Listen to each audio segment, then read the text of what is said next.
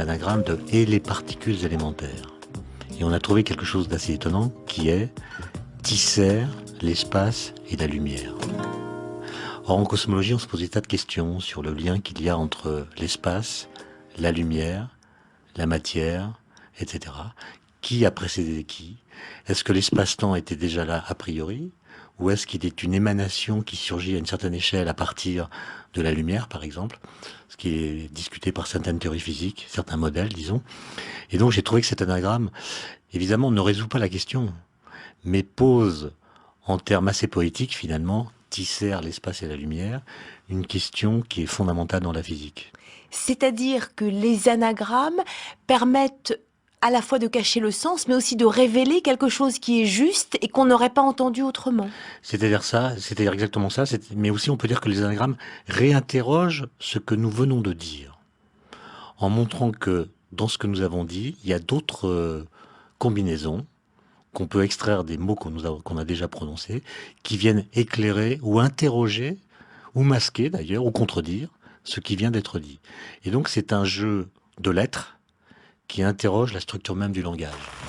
L'anagramme d'Albert Einstein, c'est rien n'est établi, c'est absolument juste ça. Oui, en même temps, il a établi des choses qui ont l'air de bien résister. Donc il ne faut pas trop croire aux anagrammes. Non, il ne faut pas y croire, il faut simplement s'émerveiller quand elles sont belles, sans pour autant leur attribuer une portée métaphysique un peu kabbaliste qui serait exagérée, constater que parfois on ne trouve rien, et donc pratiquer l'art des anagrammes comme on pratique la cueillette des cerises.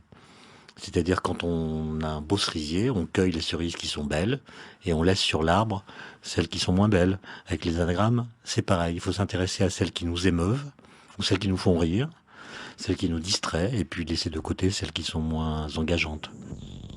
On cherche une particule qui s'appelle le boson de Higgs, grâce à un gros accélérateur qui s'appelle le LHC à Genève. Or, le boson de Higgs, son vrai nom, c'est le boson scalaire de Higgs, parce que cette particule est décrite par ce qu'on appelle un champ scalaire, peu importe ce que c'est. Mais l'anagramme de le boson scalaire de Higgs, Higgs ça s'écrit H-I-2-G-S, c'est le nom d'un physicien écossais, ça donne l'horloge des anges ici-bas. Ce qui veut rien dire, sauf pour un physicien qui sait que l'idée de Higgs, de ce monsieur, c'est justement que dans l'univers primordial, les particules n'avaient pas de masse, elles allaient donc à la vitesse de la lumière, et tout d'un coup, un champ quantique s'est établi, avec lequel elles ont interagi, ce qui les a freinées, et leur a donc donné une masse. Et à partir de ce moment-là, on a pu leur attribuer un temps propre.